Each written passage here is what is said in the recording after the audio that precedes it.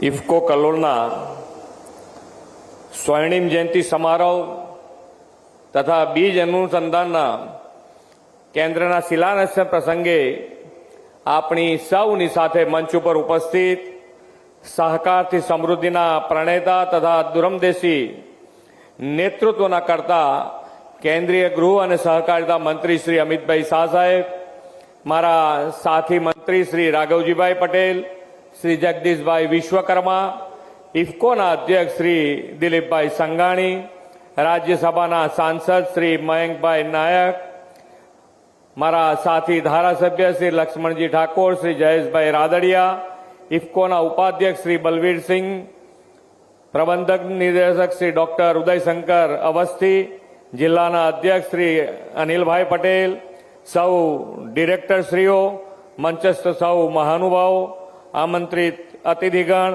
Press મીડિયાના મિત્રો, આપ સૌને મારા નમસ્કાર. આજે રામનવમી અને રામનવમીની આજે સૌને હું ખૂબ ખૂબ શુભેચ્છાઓ પાઠવું છું. ભગવાન શ્રી રામચંદ્રજીના રામ રાજ્યથી જ આપણે ત્યાં સહકારિતાનું વિશેષ યોગદાન અને મહત્વ રહ્યું છે.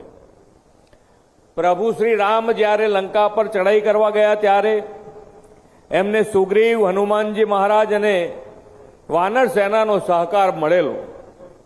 સહકારિતા તો ભારતીય સંસ્કૃતિની સદીઓની જૂની પરંપરા છે.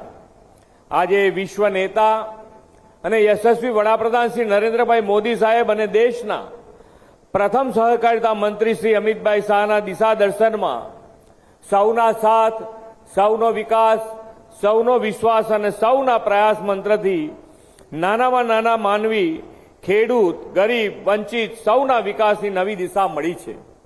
દેશની એકતા, અખંડિતતા સાથે સહકારિતાના સૂત્રધાર સરદાર સાહેબની 150મી જન્મજયંતિ આ વર્ષે ઉજવવામાં આવી રહી છે.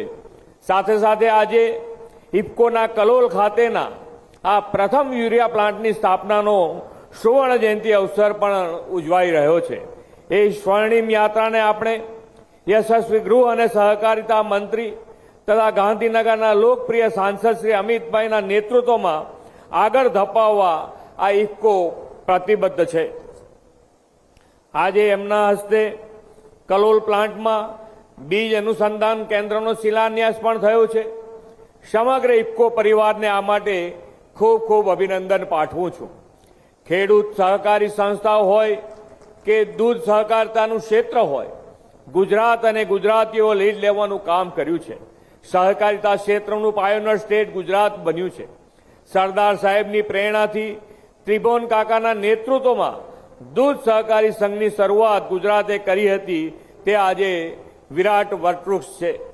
આદરણીય શાહ સાહેબે દેશની પ્રથમ સહકારિતા યુનિવર્સિટી ત્રિભુવન સહકારી યુનિવર્સિટીની ભેટ આપણને હમણાં જ આપી છે. ઇફકોની સ્થાપનાની સાથે પણ ગુજરાતનો સંબંધ રહ્યો છે. 1967માં 57 ખેડૂત સહકારી મંડળીઓ સાથે આ ઇફકોની સ્થાપના થઈ ત્યારે પ્રથમ ચેરમેન તરીકે આપણા પોરબંદરના યુવરાજ ઉદયભાનસિંહજી હતા. દેશના ખેડૂતોને પૂરતું ખાતર મળી રહે અને ભારત ખાદ્યના ક્ષેત્રમાં આત્મનિર્ભર બને તેવા ઉદ્દેશ સાથે ઇફકોની શરૂઆત થઈ હતી અને 1975માં કલોલ અને કંડલા એમ બે પહેલા પ્લાન્ટ દ્વારા ઉત્પાદનની શરૂઆત થઈ. 57 સહકારી મંડળીથી શરૂ થયેલી ઇફકોની આ યાત્રામાં આજે 36,000થી વધુ સહકારી મંડળીઓ જોડાયેલી છે. આદરણીય શ્રી અમિતભાઈ શાહ સાહેબના માર્ગદર્શન હેઠળ ઇફકોમાં રિસર્ચને પણ ખૂબ મહત્વ મળ્યું છે. ઇફકો દ્વારા વિશ્વના પહેલા લિક્વિડ ફર્ટિલાઇઝરનું ઉત્પાદન શરૂ કરવામાં આવ્યું અને આ ઉત્પાદન ભારતના ખેડૂતો અને ખેતી માટે ક્રાંતિકારી સાબિત થયું છે. નેનો લિક્વિડ ફર્ટિલાઇઝરના કારણે ફર્ટિલાઇઝરનું ઇમ્પોર્ટ ઘટ્યું અને ભારત આત્મનિર્ભરતા તરફ આગળ વધી રહ્યું છે. વડાપ્રધાન શ્રી નરેન્દ્રભાઈ મોદી અને આદરણીય શ્રી અમિતભાઈ શાહ સાહેબના સહકારથી સમૃદ્ધિ દ્વારા વિકસિત ભારતના નિર્માણ માટે પ્રતિબદ્ધ છે. વિકસિત ભારતના નિર્માણ માટે આજે દેશમાં બીજી હરિત ક્રાંતિની આવશ્યકતા છે અને તે ક્રાંતિ શ્રી અમિતભાઈના નેતૃત્વમાં સહકારિતા મંત્રાલયના માધ્યમથી આવી રહી છે. હરિત ક્રાંતિના લક્ષ્યને સિદ્ધ કરવા અને ખેડૂતોને બીજથી બજાર સુધીની સુવિધા માટે દેશમાં 3 મલ્ટી સ્ટેટ કોઓપરેટિવ સોસાયટીની સ્થાપના કરવામાં આવી છે. તેમાંની એક મલ્ટી સ્ટેટ કોઓપરેટિવ સોસાયટીની જવાબદારી વડાપ્રધાન શ્રી નરેન્દ્રભાઈ મોદીના નેતૃત્વમાં લેબ ટુ લેન્ડ એપ્રોચને પાર પાડવા બીજ સંવર્ધન અને સંશોધન કરીને ખેડૂતોની ઉપજ વધે તે માટે કામ કરવાની છે.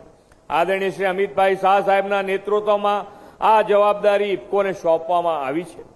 આદરણીય શ્રી અમિતભાઈએ જ્યારથી દેશના પ્રથમ સહકારિતા મંત્રી તરીકે કાર્યભાર સંભાળ્યો છે ત્યારથી સહકાર ક્ષેત્રે ખૂબ ઝડપથી બદલાવ આવી રહ્યા છે. 2013-14ના બજેટમાં સહકાર વિભાગ માટે જે 122 કરોડ રૂપિયાનું બજેટ હતું, જે આજે 10 ગણાના વધારા સાથે 1190 કરોડ રૂપિયા કરવામાં આવ્યું છે. આદરણીય શ્રી અમિતભાઈના નેતૃત્વમાં સહકાર ક્ષેત્રમાં 60 જેટલી પહેલો કરવામાં આવી છે. તેમાંનું સૌથી મહત્વનું કામ પેક્સને મજબૂત કરવાનું અને પેક્સની વિભાવનાને વિસ્તાર કરવાનું થાય છે.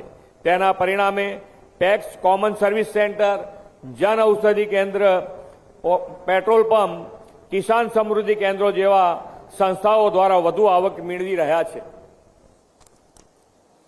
આદરણીય શ્રી અમિતભાઈના નેતૃત્વમાં સહકાર મંત્રાલયે ખેડૂત માટે વિશ્વની સૌથી મોટી ખાદ્ય સંગ્રહ યોજના બનાવી છે. આ યોજના દ્વારા ખેડૂતોને પરિવહન ખર્ચ ઘટશે, પાકનું રક્ષણ થશે અને તેમના નજીકના સ્થળે સંગ્રહની સુવિધા મળશે અને પરિણામે ખેડૂતની આવક વધશે.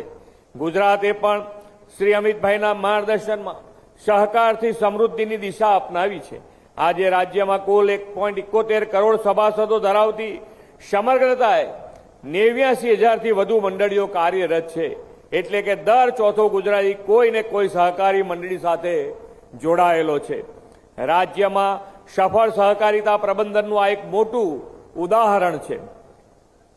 રાજ્યમાં સહકારિતાને વધુ પ્રોત્સાહન મળે તે માટે પ્રાથમિક કૃષિ વિષયક સહકારી મંડળીઓને આર્થિક રીતે સક્ષમ બનાવવા માટે આ વર્ષે બજેટમાં ખાસ જોગવાઈ કરવામાં પણ આવી છે. વડાપ્રધાન શ્રી નરેન્દ્રભાઈએ આપણને વિકસિત ભારત 2047નો નિર્માણનો કોલ આપ્યો છે. વિકસિત ભારત 2047માં ખેડૂતો, દૂધ ઉત્પાદકો અને સહકાર ક્ષેત્રના સૌ સક્રિય સહયોગથી સહકારથી સમૃદ્ધિનો મંત્ર સાથે મળીને શ્રી અમિતભાઈ શાહ સાહેબના નેતૃત્વમાં સાકાર કરીએ એવા વિશ્વાસ સાથે વિરમું છું. ભારત માતા કી જય. વંદે માતરમ. જય જય ગરવી ગુજરાત.